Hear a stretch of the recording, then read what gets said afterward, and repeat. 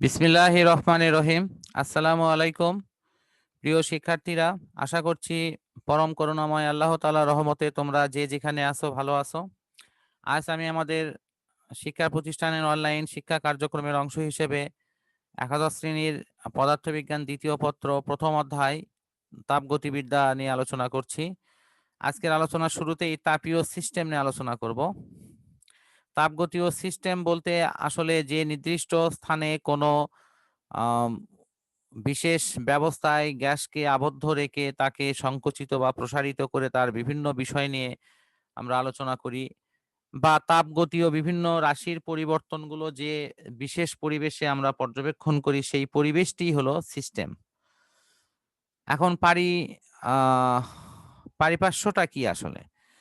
এখানে এই যে সিস্টেমে আমরা কোনো কার্য সম্পন্ন করি সেই সিস্টেমের চারপাশের যে পরিবেশ সেই পরিবেশটাই হলো পরিপার্শ্ব।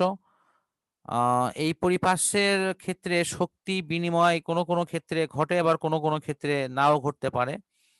তো শক্তি বিনিময় যখন পরিপার্শ্বের সাপেক্ষে ঘটবে সেক্ষেত্রে আমরা এই পরিবর্তনগুলোকে আমাদের হিসাবের মধ্যে নিয়ে আমাদের আ প্রয়োজনীয় যে ক্যালকুলেশন সেটি আমাদের করতে হবে। সিস্টেমের অবস্থা। যে সকল ভৌত রাশির মাধ্যমে কোনো সিস্টেমের অবস্থা নির্ধারণ হয় সেগুলোকে তাপগতীয় স্থানাঙ্ক বলা হয়। তাপগতীয় স্থানাঙ্কর মধ্যে আমরা এরকম বিষয়ে আলোচনায় নিয়ে আসতে পারি, যেমন কোনো সিলিন্ডারে যখন গ্যাসকে আবদ্ধ রাখা হয় তার চাপ, তার আয়তন, তার পরম তাপমাত্রা এগুলোকেই তাপগতীয় স্থানাঙ্ক হিসেবে আমরা চিহ্নিতকরণ করতে পারি। তাপগতীয় প্রক্রিয়া। কোনো সিস্টেমে যে পরিবর্তনের কারণে তাপগতীয় স্থানাঙ্কের মানের পরিবর্তন হয় সেই পরিবর্তনকে তাপগতীয় প্রক্রিয়া বলা হয়। এরপর হলো তাপীয় সাম্যাবস্থা। কোনো সিস্টেম যখন চূড়ান্ত অবিচল অবস্থা তাপগতীয় সাম্যাবস্থা বলা হয়। অর্থাৎ এটি তাপগতীয় সাম্য অবস্থায় থাকলে সেই সিস্টেমের ক্ষেত্রে একটা বিচ্ছিন্ন অবস্থা তৈরি হবে এবং এখানে বাহির থেকে শক্তি বা তাপ প্রবেশ করা বা ভিতর থেকে বাহিরে হওয়া এই প্রক্রিয়াটি আপাতদৃষ্টিতে বন্ধ থাকবে। এক্ষেত্রে দেখা যাবে সিস্টেমের সকল বিন্দুর চাপ, আয়তন, তাপমাত্রা এর মানের তেমন কোনো পরিবর্তন হবে না।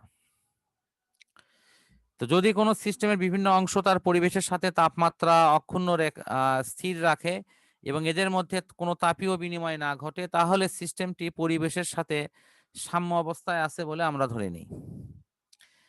এখন প্রত্যেক সিস্টেমের একটা নির্দিষ্ট আয়তন, ভর, অন্তস্থ শক্তি থাকবে এবং সিস্টেমটিকে আমরা বেশ কয়েক রকমে আমাদের কাছে দেখতে পাই।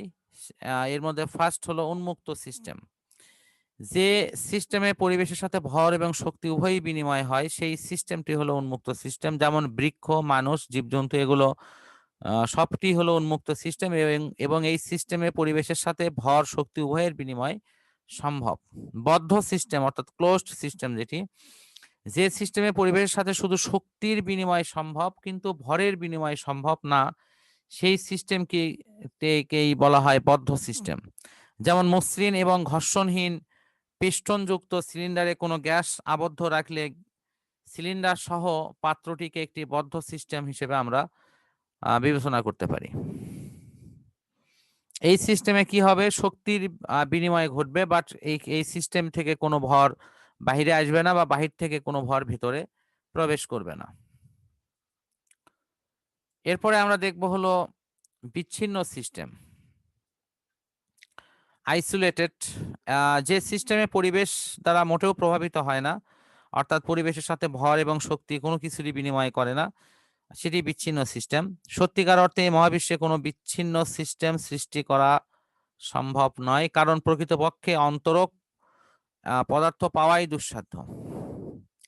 এখন তাপগতীয় সিস্টেমে বিভিন্ন প্রকার তাপীয় পরিবর্তন নিয়ে আমি আলোচনা করছি।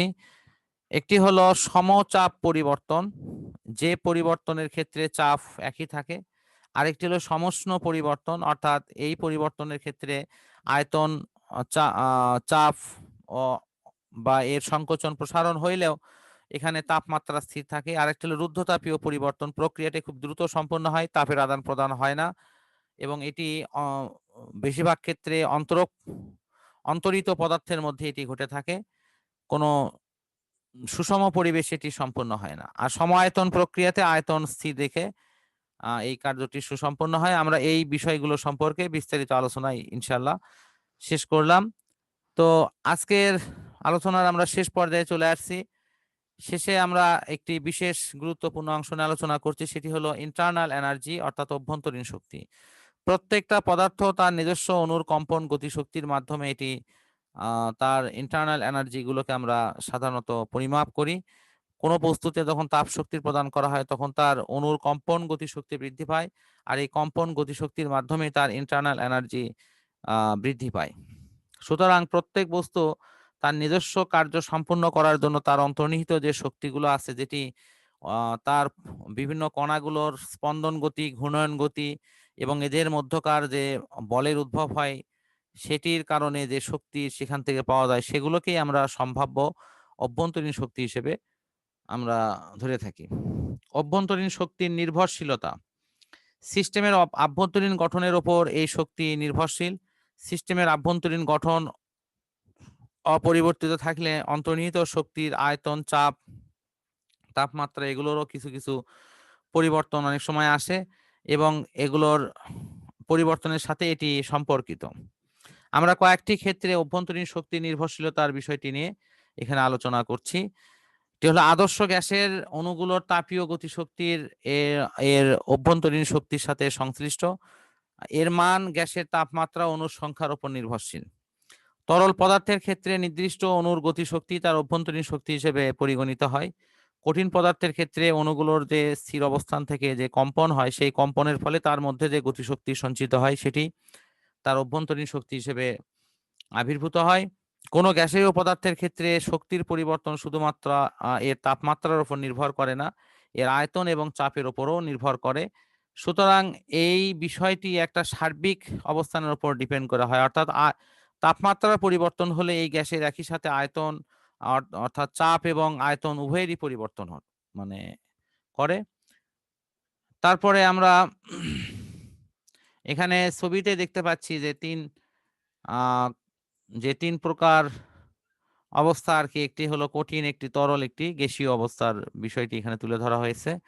আজকের আলোচনার শেষে আমরা যে বিষয়টি নিয়ে আলোচনা করব তা হলো অভ্যন্তরীণ শক্তির বিশেষ বৈশিষ্ট্যগুলো নিয়ে। অভ্যন্তরীণ শক্তি যে কোনো সিস্টেমে একটি সহজাত ধর্ম বা পরিবর্তনীয় রাশি দ্বারা প্রকাশ করা হয়। কোনো সিস্টেম একটি তাপগতি অবস্থায় থাকলে তার অভ্যন্তরীণ শক্তি কিন্তু একই থাকবে।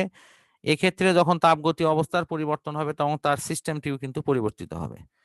তো আজকের এই অভ্যন্তরীণ শক্তির আলোচনার মধ্য দিয়ে এই ক্লাসটি শেষ করছি। পরম করুণাময় আল্লাহ তাআলার কাছে সবার সুস্থতা কামনা করে বিদায় নিচ্ছি। আল্লাহ হাফেজ।